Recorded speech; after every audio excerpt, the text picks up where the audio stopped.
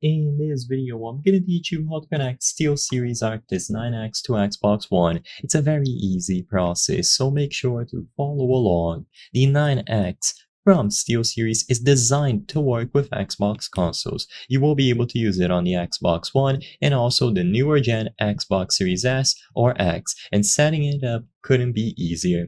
So all that you have to do is make sure that first it is sufficiently charged. If needed, use the included USB charging cable to charge it fully. Usually out of the box it will have enough battery for you to use it right away, but if you want to ensure that it is sufficiently charged and it won't disconnect, then just let it charge for a while.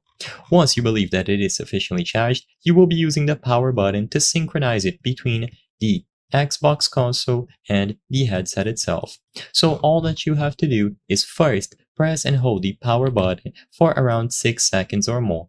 Press it until you see the LED indicator flash. Once this LED indicator is flashing, you will be able to press the respective button on your Xbox console. So press the synchronize button. Usually it is going to be a button on the side of the Xbox with 3 lines like this.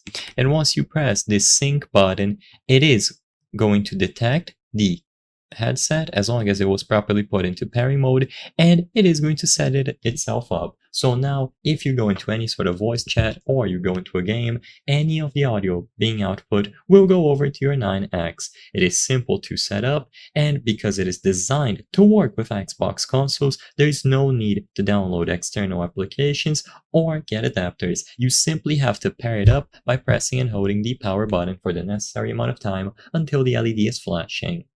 I hope I was able to help you on how to connect SteelSeries Arctis 9X to Xbox One.